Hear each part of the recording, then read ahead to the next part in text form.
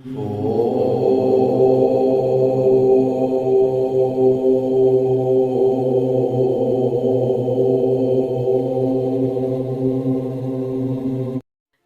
ನೋಡುತ್ತಿರುವಂಥದ್ದು ಗಿಡ ಮರ ಬೆಟ್ಟ ಗುಡ್ಡಗಳಿಂದ ಕೂಡಿ ನಯನ ಮನೋಹರವಾದಂತಹ ರಮಣೀಯವಾದ ಸುಂದರ ವಾತಾವರಣದಿಂದ ಕೂಡಿದ ಹಾಗೂ ಉದ್ಭವ ಲಿಂಗ ದರ್ಶನವನ್ನು ಪಡೆಯಬಹುದಾದ ಮಹಾಭಾರತ ಕಾಲದಲ್ಲಿನ ಐತಿಹಾಸಿಕ ಇತಿಹಾಸವನ್ನು ಒಳಗೊಂಡ ಶ್ರೀ ಭೀಮೇಶ್ವರ ಬೆಟ್ಟ.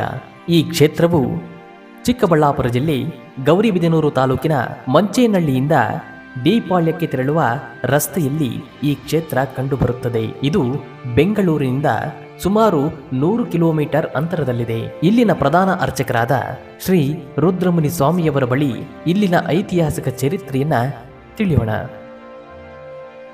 ಶ್ರೀ ಗುರುಭ್ಯೋ ನಮಃ. ಶ್ರೀ ಭೀಮೇಶ್ವರ ಪ್ರಸಿದ್ಧತು. ಶ್ರೀ ಭೀಮೇಶ್ವರ ಕ್ಷೇತ್ರ ಪರಿಚಯ. ಶ್ರೀ ಭಗವಾನ್ ಶ್ರೀ ಭೀಮೇಶ್ವರ ಕ್ಷೇತ್ರ ಪುರಾತನ ಕಾಲದಿಂದ ನಡೆದು ಬಂದ ಕ್ಷೇತ್ರ. ಇದು ದ್ವಾಪರ ಯುಗದ ಕಾಲದಲ್ಲಿ ಸೃಷ್ಟಿಸಿದ ದೇವಾಲಯವೆಂದು ಸಹ ಹೇಳಲಾಗಿದೆ. ಈ ಕ್ಷೇತ್ರ ದೈವ ಸೃಷ್ಟಿಯಿಂದಲೂ ಮತ್ತು ಪಂಚಪಾಂಡವರ ಕೈಗಳಿಂದಲೂ ಮಾಡಿರುವುದೆಂದು ಹೇಳಿದರೂ ತಪ್ಪಾಗಲಾರದು. ಈ ಕ್ಷೇತ್ರದ ಇತಿಹಾಸವನ್ನು ನಮ್ಮ ಶ್ರೀಯುತರಾದ ಆಸ್ಥಾನ ವಿದ್ವಾನ್ ಎಂ ಜಿ ನಂಜುಂಡಾರಾಧ್ಯರು ಸಹ ಉಲ್ಲೇಖಿಸಿರುತ್ತಾರೆ. ಕ್ಷೇತ್ರ ಪರಿಚಯ. ಗೌರಿಬಿದನೂರು ತಾಲೂಕಿನಲ್ಲಿ ಶ್ರೀ ಭೀಮೇಶ್ವರ ಕ್ಷೇತ್ರ ಈ ತಾಲೂಕಿನಲ್ಲಿದೆ. ಈ ತಾಲೂಕು ಮಂಚೇನಹಳ್ಳಿ ಪ್ಲಸ್ ದೀಪಾಳ್ಯ ರಸ್ತೆಯಲ್ಲಿ ಈ ಕ್ಷೇತ್ರ ಇದೆ. ಮಂಚೇನಹಳ್ಳಿಯಿಂದ ನಾಮಗುಂಡ್ಲ ಮಧ್ಯೆ ಬೆಟ್ಟಗುಡ್ಡಗಳಲ್ಲಿ ಮಲಗಿರುವ ಬಸವೇಶ್ವರನ ಹಾಗೆ ತಲೆ ಎತ್ತಿ ಕಾಣುತ್ತಿರುವ ನಯ ಮನೋಹರವಾಗಿ ಸೌಂದರ್ಯವಾಗಿ ಕಾಣುತ್ತಿರುವ ಶ್ರೀ ಬೆಟ್ಟವು ನೋಡುವವರಿಗೆ ಸೋಜಿಗವೆನಿಸುತ್ತದೆ. ಅನೇಕ ಭಕ್ತಾದಿಗಳು ದೂರ ದೂರದಿಂದ ಈ ಕ್ಷೇತ್ರಕ್ಕೆ ಬಂದು ಸ್ವಾಮಿಯ ದರ್ಶನ ಪಡೆದು ಸ್ವಾಮಿಯ ಕೃಪಾ ಕಟಾಕ್ಷಕ್ಕೆ ಪಾತ್ರರಾಗುತ್ತಾರೆ. ನಾವು ಮಂಚೇನಹಳ್ಳಿಯಿಂದಲೂ ಅಥವಾ ನಾಮಗುಂಡ್ಲಿಂದಲೂ ಶ್ರೀ ಭೀಮೇಶ್ವರ ಬೆಟ್ಟಕ್ಕೆ ವಾಹನಗಳಿಂದಾದರೂ ಅಥವಾ ಕಾಲ್ನಡಿಗೆಯಿಂದಾದರೂ ಬರಬಹುದು. ಮಂಚೇನಹಳ್ಳಿಯಿಂದ ನಾಮಗುಂಡ್ಲ ರಸ್ತೆಯಲ್ಲಿ ಶ್ರೀ ಸ್ವಾಮಿಯ ಗೇಟ್ ಕಟ್ಟಡ ಕಟ್ಟಿರುತ್ತಾರೆ. ಅಲ್ಲಿ ನಾಮಫಲಕದ ಮೇಲೆ ಶ್ರೀ ಭೀಮೇಶ್ವರ ಬೆಟ್ಟಕ್ಕೆ ದಾರಿ, ಶ್ರೀ ಭೀಮೇಶ್ವರ ಸ್ವಾಮಿ ಗುಹೆ ಅಂತಲೂ ಬರೆದಿರುತ್ತದೆ. ಅಲ್ಲಿಂದ ಭಕ್ತಾದಿಗಳು ಆದ ನಾವು ಮಣ್ಣಿನ ರಸ್ತೆಯಲ್ಲಿ ಹಾದಿ ನಡೆದು ಬಂದು ಸ್ವತಃ ಪ್ರಯಾಣ ಬೆಳೆಸಿದರೆ ಸುಮಾರು ಅರ್ಧ ಕಿಲೋಮೀಟರ್ ನಡೆದು ಬಂದರೆ ಮುಂದೆ ಕಾಣುವುದು ನಾಗಾರೀರ ಮಠ. ಈ ಮಠದ ಮುಂಭಾಗದಲ್ಲಿ 5 ಅಡಿ ಅಗಲದ ಸಣ್ಣ ಕಲ್ಲು ಬಂಡೆಗಳ ಹಾದಿಯಲ್ಲಿ ಬೆಟ್ಟವನ್ನು ಸಹ ನಡೆದರೆ ಸ್ವಾಮಿಯ ಧ್ಯಾನವನ್ನು ಮಾಡುತ್ತಾ ಮುಂದೆ ಸಾಗಿದರೆ ನಮಗೆ ಪ್ರಯಾಸವೆಂಬುದೇ ತೋರುವುದಿಲ್ಲ. ಮುಂದೆ ಬೆಟ್ಟದ ಮೆಟ್ಟಿಲುಗಳನ್ನು ಒಂದೊಂದೇ ಏರಿ ಬಂದರೆ ಕಾಣುವುದೇ ಒಂದು ದೊಡ್ಡ ಅರಳಿ ಮರ ನಮ್ಮ ಎದುರಿಗೆ ನಿಂತು ನಮಗೆ ಸಾಷ್ಟಾಂಗ ನಮಸ್ಕಾರ ಮಾಡುತ್ತಿದೆಯೇನೋ ಎಂಬ ರೀತಿ ನಮಗೆ ಭಾಸವಾಗುತ್ತದೆ. ಮೂಲತೋ ಬ್ರಹ್ಮರೂಪಾಯ, ಮಧ್ಯತೋ ವಿಷ್ಣುರೂಪಿಣಿ, ಅಗ್ರತ ಶಿವರೂಪಾಯ, ವೃಕ್ಷರಾಜ ಯತೇನ್ನಮಃ ಅಂದ ಹಾಗೆ ಆ ಅಶ್ವತ್ಥ ವೃಕ್ಷ ಭೀಮೇಶ್ವರ ಸ್ವಾಮಿ ಎದುರಿಗೆ ಕಾಲಭೈರವನಂತೆ ಎದ್ದು ಕಾಣುತ್ತದೆ. ಆ ಅರಳಿ ಮರ ಕೆಳಗಡೆ ದ್ವಾಪರ ಯುಗದಲ್ಲಿ ಪಾಂಡವರು ಅವರ ಕೈಗಳಿಂದಲೂ ನೆಟ್ಟಿರುವ ಮರವೆಂತಲೂ ಮತ್ತು ಅವರ ಕೈಗಳಿಂದ ನಾಗರ ಪ್ರತಿಷ್ಠೆಗಳು ಆಗಿವೆ ಎಂದು ಪುರಾಣ ಪ್ರಸಿದ್ಧಿಗಳು ಹೇಳಲ್ಪಡುತ್ತವೆ. ಈ ನಾಗರ ಕಲ್ಲುಗಳಿಗೆ ಭಕ್ತಾದಿಗಳು ಅನೇಕ ಹರಕೆಗಳನ್ನು ಒತ್ತಿದವರಿಗೆ ಇಷ್ಟಾರ್ಥ ಸಿದ್ಧಿಗಳು ಸಿದ್ಧವಾಗುತ್ತದೆ ಎಂದು ಇತಿಹಾಸದಲ್ಲಿ ಹೇಳಲ್ಪಟ್ಟಿದೆ. ಇಷ್ಟೆಲ್ಲ ನೋಡಿಕೊಂಡು ಮುಂದೆ ಒಂದೊಂದೇ ಮೆಟ್ಟಿಲುಗಳನ್ನು ಏರುತ್ತಾ ಹೋದರೆ ಮುಂದೆ ಕಾಣುವುದೇ ಬೃಹತ್ಕಾರದ ಒಂದು ಗುಂಡು ನಮ್ಮ ಎದುರುಗಡೆ ಎದ್ದು ಕಾಣುತ್ತದೆ. ಈ ಬೃಹದಾಕಾರದ ಗುಂಡು ನೋಡಿದಾಕ್ಷಣ ಚಾಮುಂಡಿ ಬೆಟ್ಟದ ದೊಡ್ಡ ಬಸವೇಶ್ವರ ಮತ್ತು ಲೇಪಾಕ್ಷಿಯ ಬಸವೇಶ್ವರರಂತೆ ತಲೆ ಎತ್ತಿ ನಮ್ಮನ್ನು ಹತ್ತಿರಕ್ಕೆ ಕರೆದೊಯ್ಯುತ್ತಿದೆಯೇನೋ ಎಂಬ ಪರಿಯಲ್ಲಿ ನಮಗೆ ಭಾಸವಾಗುತ್ತದೆ. ಆದರೆ ಈ ಗುಂಡು ಸುಮಾರು 80-90 ಅಡಿಗಳಷ್ಟು ಎತ್ತರವಾಗಿಯೂ ಪೂರ್ವ ಪಶ್ಚಿಮ ಅಷ್ಟೇ ಅಗಲವಾಗಿಯೂ ತ್ರಿಶಂಕು ಸರ್ಗೋದೋಪಾದಿಯಲ್ಲಿ 3 ದಿಕ್ಕಿನಲ್ಲಿ ಆಧಾರಗಳಿಲ್ಲದೆ ಮತ್ತು ಪಶ್ಚಿಮ ದಿಕ್ಕಿನಲ್ಲಿ 2 ಅಡಿಗಳಷ್ಟು ಮಾತ್ರ ನೆಲದಲ್ಲಿ ಇರಬಹುದೆಂಬುದೇನೋ ರೀತಿ ನಮ್ಮಲ್ಲಿ ಊಹೆ ಬರಬಹುದು. ಈ ಗವಿಯ ಒಳಗಡೆ ಬಂದು ನಿಂತರೆ ಎದುರುಗಡೆ 2.5 ಕಪ್ಪು ಶಿಲೆಯ ಶಿವಲಿಂಗ ಮತ್ತು ಬಸವೇಶ್ವರ ಕಡೆ ನಾವು ನೋಡಿದಾಗ ನಮ್ಮ ಪರಿಶ್ರಮವೆಲ್ಲ ಮಾಯವಾಗಿ ಇಲ್ಲಿಲ್ಲದ ಸಂತೋಷ ಪರಿಣಮಿಸುತ್ತದೆ. ನಿರರ್ಘ ಶಿಲಾಮಯ ನಿರ್ಮಾಣ. ದ್ವಾಪರಯುಗದಲ್ಲಿ ಪಂಚಪಾಂಡವರು ದುರ್ಯೋಧನ ದಾಯಾದಿಗಳಲ್ಲಿ ಪಗಡೆಯಾಟ ಆಡಿ ಜೂಜಿನಲ್ಲಿ ಸೋತು ರಾಜ್ಯ ಕೋಶಾದಿಗಳನ್ನು ಕಳೆದುಕೊಂಡು 12 ವರ್ಷ ವನವಾಸ 1 ವರ್ಷ ಅಜ್ಞಾತವಾಸವೆಂದು ಕಠಿಣ ಬದ್ಧರಾಗಿ ರಾಜ್ಯದಿಂದ ಹೊರಬಂದರು. ಆಗ ಉತ್ತರಾಭಿಮುಖದಿಂದ ಅವರು ಬಂದು ಗೌರಿಬಿದನೂರಿನ ಹತ್ತಿರ ಇರುವ ಇಡಗೂರು ಎಂಬ ಊರಿನ ಹತ್ತಿರ ಬಂದು ಪಂಚವಟಿಯಿಂದ ಕಟ್ಟಿ ಅಲ್ಲಿಂದಲೂ ಸಹ ಬಂದು ಪಾಂಡವರ ಕೈಯಿಂದ ಶಿವಲಿಂಗವನ್ನು ಸ್ಥಾಪಿಸಿ ಅನೇಕ ವರ್ಷಗಳು ಅಲ್ಲಿಯೂ ಸಹ ಇದ್ದು ಅಲ್ಲಿಂದ ಭೀಮೇಶ್ವರ ಬೆಟ್ಟಕ್ಕೆ ಬಂದರೆಂದು ಪುರಾಣ ಪ್ರಸಿದ್ಧಿಗಳು ಹೇಳಲ್ಪಟ್ಟಿದೆ. ಇಡುಗೂರು ಎಂಬ ಹೆಸರು ಯಾಕೆ ಬಂತೆಂದರೆ ಇಡಿಂಬೆಯ ವಾಸ ಮಾಡತಕ್ಕ ಊರಿಗೆ ಇಡಿಂಬಾಪುರವೆಂತಲೂ ಕಾಲದಿಂಗಳು ಉರುಳಿದಂತೆಲ್ಲ ಈ ಊರಿಗೆ ಇಡುಗೂರು ಎಂದು ಕರೆಯಲ್ಪಟ್ಟಿದೆ. ಇಲ್ಲಿ ಭೀಮನ ಕೈಯಿಂದ ಪ್ರತಿಷ್ಠೆಯಾಗಿದೆ ಇರತಕ್ಕಂಥ ಶಿವಲಿಂಗಕ್ಕೆ ಇಡುಗೂರು ಶ್ರೀ ಭೀಮೇಶ್ವರವೆಂಬ ಶಿವಾಲಯ ಈಗಲೂ ಕಂಗೊಳಿಸುತ್ತಿದೆ. ಪಂಚಪಾಂಡವರು ಕುಂತಿ ದ್ರೌಪದಿ ಸಮೇತರಾಗಿ ದಂಡಕಾರಣ್ಯ ಮಾರ್ಗದಲ್ಲಿ ಈ ಕ್ಷೇತ್ರಕ್ಕೆ ಆಗಮಿಸಿದರು.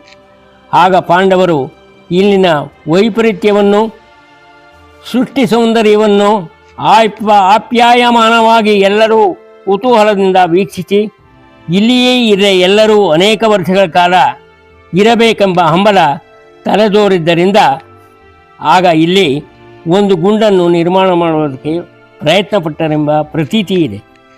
ಈ ಗುಂಡನ್ನು ಅರ್ಜುನ, ಭೀಮ, ನಕುಲ ಸಹದೇವರಿಂದ ಅವರ ಬಾಣಬಿಲ್ಲುಗಳಿಂದಲೂ ಭೀಮನ ಅಪಾರವಾದ ಗದೆಯಿಂದಲೂ ಒಡೆದು ಟೊಳ್ಳನ್ನು ವಿಂಗಡಿಸಿದರು. ಅರ್ಜುನ ತನ್ನ ಪಾಶುಪತಾಸ್ತ್ರದಿಂದ ಗುಂಡನ್ನು ಒಡೆದ ಗುಂಡಿನ ಮಧ್ಯದಲ್ಲಿ ಆದಿಯಲ್ಲಿ ದೇವಾಲಯ ಮುಂಭಾಗದಿಂದ ಹಿಡಿದು ಇಂದಿನ ಗವಿಯ ಹಿಂಭಾಗದವರೆಗೂ ನಾವು ಇಲ್ಲಿ ಕಾಣಬಹುದಾಗಿದೆ.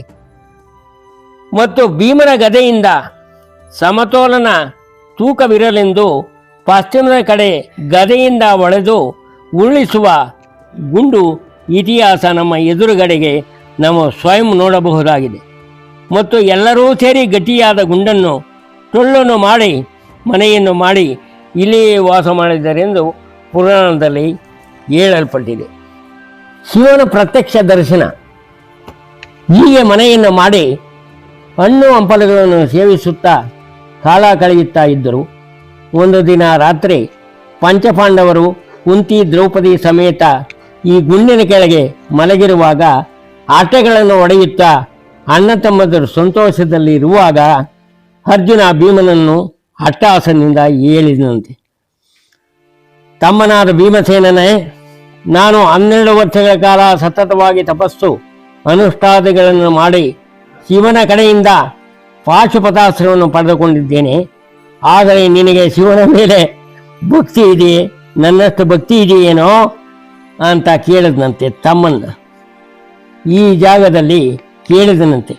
ಆಗ ಪರಾಕ್ರಮಿಯಾದ ಭೀಮಸೇನ, ಎಲೆಯ ಸಹೋದರ, ನೀನು 12 ವರ್ಷ ಕಾಲ ತಪಸ್ಸು ಮಾಡಿ ಪಾಶುಪತಾಸ್ತ್ರವನ್ನು ಪಡೆದುಕೊಂಡೆಂದು ಹೆಮ್ಮೆ ಪಡುತ್ತಿದ್ದೀಯಾ? ನೋಡು, ಈ ಕ್ಷಣಾರ್ಧದಲ್ಲಿ ಶಿವನನ್ನು ಪ್ರತ್ಯಕ್ಷ ಮಾಡುವೆನೆಂದು ತನ್ನ ಅಪಾರವಾದ ಗದೆಯನ್ನು ಆಕಾಶದೆಡೆಗೆ ಎಸೆದು ಶಿವ ಶಿವ ಮಹಾದೇವ ಎಂದು ತನ್ನ ಎದೆ ಒಡ್ಡಿ ನಿಂತಂತೆ. ಆಗ ಕೈಲಾಸದಲ್ಲಿರುವ ದಂಪತಿ ಸಮೇತ ಶಿವ ಕೆಳಗಡೆ ನೋಡಿದಂತೆ. ಆಗ ಪಾರ್ವತೀದೇವಿ ಹೇಳಿದಂತೆ, ಸ್ವಾಮಿ, ಈ ಕಲಿಯುಗದಲ್ಲಿ ಭೀಮ ಅನ್ನುವ ಹೆಸರೇ ಇಲ್ಲದೆ ಪ್ರಾಣತ್ಯಾಗ ಮಾಡುತ್ತಾ ಇದ್ದಾನೆ ಎಂದು ದೇವಿ ಜಗದಾಂಬೆ ಶಿವನಿಗೆ ಭಿನ್ನಯಿಸಿದಳು.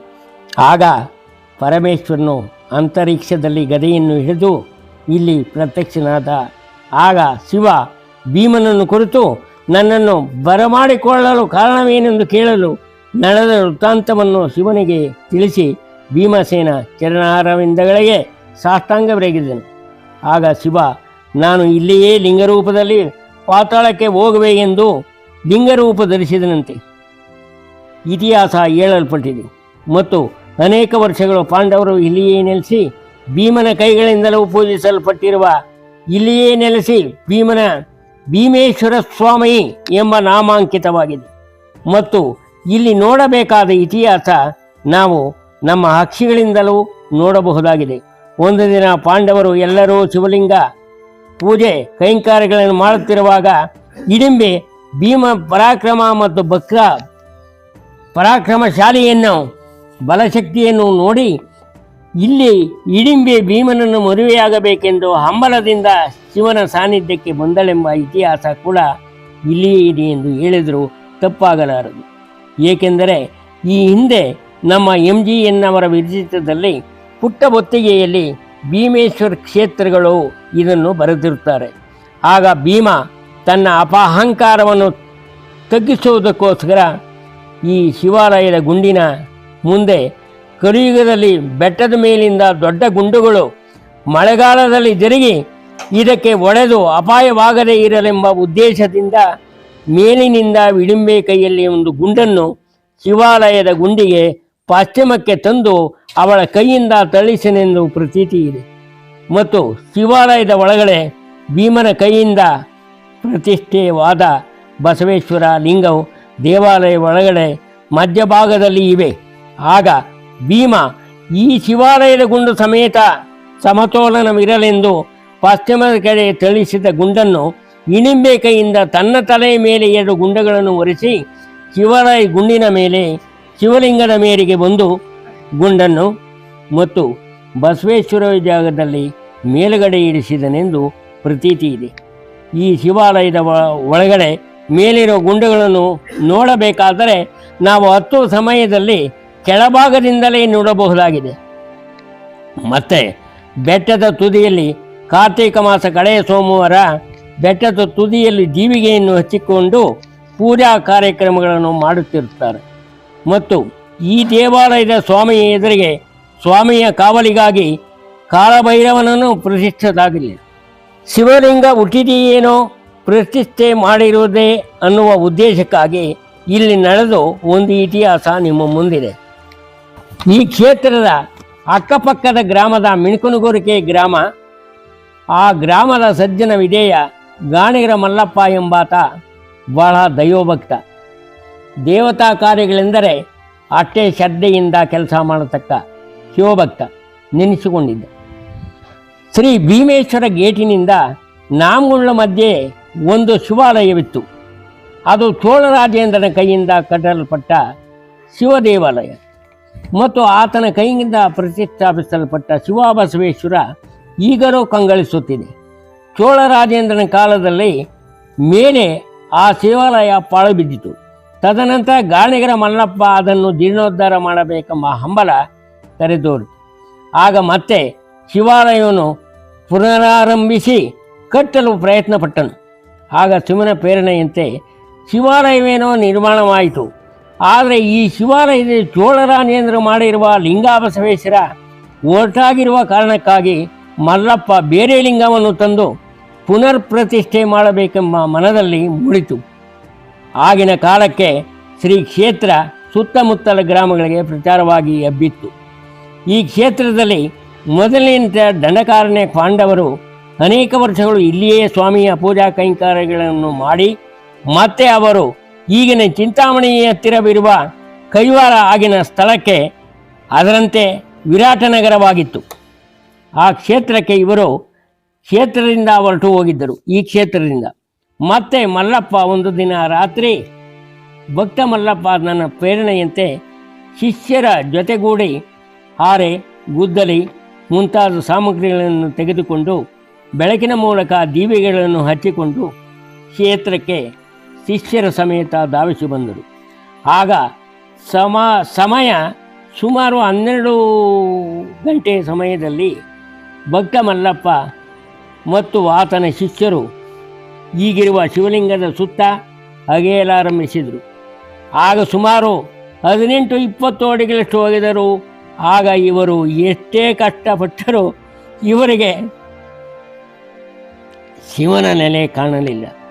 ಮತ್ತೆ ಆ ಶಿವಲಿಂಗವು ಬೃಹದಾಕಾರವಾಗಿ ಗಾತ್ರವಾಗಿ ಇವರ ಕಣ್ಣುಗಳಿಗೆ ಗೋಚರಿಸಿತು. ಬೆಳಗಿನ ಜಾವ 3 ಗಂಟೆಯವರೆಗೂ ಅಗೆದರೂ ಸಹ ಸ್ವಾಮಿಯ ನೆಲೆ ಕಾಣಲಿಲ್ಲ.